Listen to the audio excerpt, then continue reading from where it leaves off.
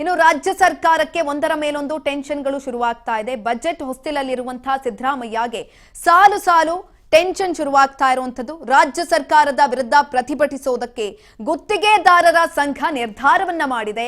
ವಿದ್ಯಾರ್ಥಿಗಳು ಸಾರಿಗೆ ಪ್ರತಿಭಟನೆ ನಂತರ ಗುತ್ತಿಗೆದಾರರ ಪ್ರತಿಭಟನೆ ಬಿಸಿ ಮುಟ್ಟಿಸ್ತಾ ಇದೆ.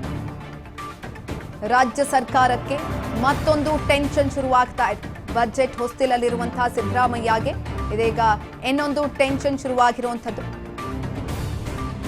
ರಾಜ್ಯ ಸರ್ಕಾರದ ವಿರುದ್ಧ ಪ್ರತಿಭಟನೆಗೆ ಇಳಿಯೋದಕ್ಕೆ ಗುತ್ತಿಗೆದಾರರ ಸಂಘ ನಿರ್ಧಾರವನ್ನ ಮಾಡಿದೆ. ವಿದ್ಯಾರ್ಥಿಗಳು ಸಾರಿಗೆ ಪ್ರತಿಭಟನೆ ನಂತರ ಗುತ್ತಿಗೆದಾರರ ಪ್ರತಿಭಟನೆ ಬಿಸಿ ಮುಟ್ತಾ ಇರುವಂತದ್ದು. 8 ಇಲಾಖೆಗಳಿಂದ 37,000 ಕೋಟಿ ಬಿಲ್ ಪಾವತಿ ಉಳಿಸಿಕೊಂಡಿರುವ ಸರ್ಕಾರ, 3 ವರ್ಷಗಳಿಂದ ಪೆಂಡಿಂಗ್ ಬಿಲ್ ಉಳಿಸಿಕೊಂಡಿರುವ ಸಿದ್ದು ಸರ್ಕಾರ, ಬಾಕಿ ಬಿಲ್ ಪಾವತಿಗೆ ಗಡುವನ್ನ ಕೂಡ ಕೊಡಲಾಗಿದೆ.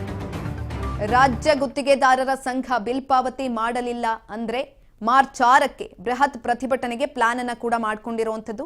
ಕೂಡಲೇ ಅಗತ್ಯ ಕ್ರಮವನ್ನ ಕೈಗೊಂಡು ಅಧ್ಯಕ್ಷ ಮಂಜುನಾಥ್ ಆಗ್ರಹವನ್ನ ಕೂಡ ಮಾಡಿದ್ದಾರೆ. ಬೆಂಗಳೂರು ಗ್ರಾಮಾಂತರ ಜಿಲ್ಲೆ ದೊಡ್ಡಬಳ್ಳಾಪುರ ನಗರದಲ್ಲಿ ಹೇಳಿಕೆಯನ್ನ ಕೊಟ್ಟಿರುವಂತದ್ದು.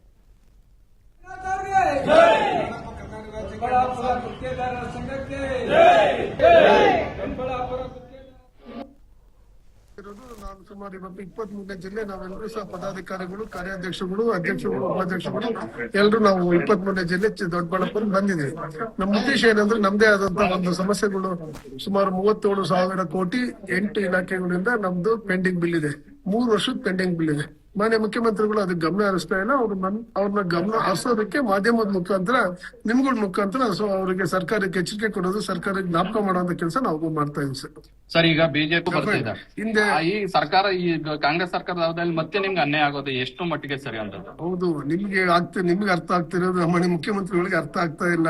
ನಾವು ಹಿಂದೆ ಅವ್ರ ಸರ್ಕಾರ ಬರೋದಕ್ಕೆ ನಮ್ಮ ಹಿಂದಿನ ಅಧ್ಯಕ್ಷರ ಕಾರಣ, ನಾವು ಹೋರಾಟದ ಫಲವಾಗಿ ಅಷ್ಟೋ ಪರೋಕ್ಷವಾಗಿ ನಮಗೂ ಅವ್ರ ಸರ್ಕಾರ ಬರೋದಕ್ಕೆ ನಮ್ದು ಸಹ ಪಾತ್ರ ಇದೆ ಅಂತ ಹೇಳಿ ಈ ಸಂದರ್ಭದಲ್ಲಿ ನಿಮ್ಮ ಮುಖಾಂತರ ಸರ್ಕಾರಕ್ಕೆ ತಿಳಿಸುವಂತ ಕೆಲಸನ ನಾವು ಮಾಡ್ತಾ ಇದೀವಿ.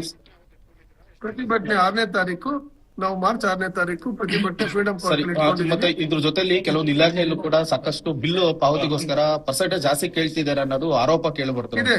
ಕೆಲವು ಇಲಾಖೆಗಳಲ್ಲಿ ಒಂದು 2-3 ಇಲಾಖೆ ಬಿಟ್ಬಿಟ್ರೆ ಬಾಕಿ ಎಲ್ಲ ಇಲಾಖೆಗಳು 3 ವರ್ಷದ ಹಳೆ ಬಿಲ್ ಕೊಡೋದಕ್ಕೂ ಸಹ ಇದನ್ನ ಪರ್ಸೆಂಟೇಜ್ ಜಾಸ್ತಿ ಹಿಂದಿನ ಸರ್ಕಾರಕ್ಕೆ ಜಾಸ್ತಿ ಕೇಳ್ತಾ ಇದೆ.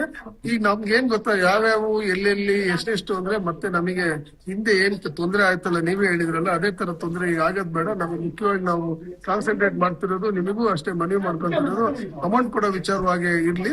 ಅವ್ರು ಮುಂದಿನ ದಿನಗಳಲ್ಲಿ ನಮಗೆ ಕೊಡ್ಲಿಲ್ಲ ಅಂದ್ರೆ ಎಲ್ಲ ಜಿಲ್ಲಾವಾರದು ತಾವೇನ್ ಹೇಳ್ತಿರಲ್ಲ, ಏನ್ ಕೇಳ್ತಿರಲ್ಲ ಅದನ್ನ ಹೇಳುವಂತ ಕೆಲಸ ನಮ್ದು ಕಾಂಟ್ರಾಕ್ಟ್ 1 ಲಕ್ಷ ಜನ ಕಾಂಟ್ರಾಕ್ಟ್ಗಳಿದಾರೆ. ಅವತ್ತೇನ್ 30,000 ಜನ ಸೇರ್ತಾರಲ್ಲ ಅವರೇ ನಿಮ್ಗೆ ಹೇಳ್ತಾರೆ. ಸರ್, ಈಗ ಡಿ ಕೆ ಶಿವಕುಮಾರ್ ಅವ್ರ ಬಾಯೆಲ್ಲ ಮಾತು ಬರಬಾರ್ದು. ಮಾನ್ಯ ಮುಖ್ಯಮಂತ್ರಿಗಳ ಬಾಯಲ್ಲಿ ಮುತ್ಸದಿ ಅವರಿದ್ದಾರೆ, DCM ಸಾಹೇಬ್ರು ಸಹ ಮುತ್ಸದಿ ಅವರಿದ್ದಾರೆ.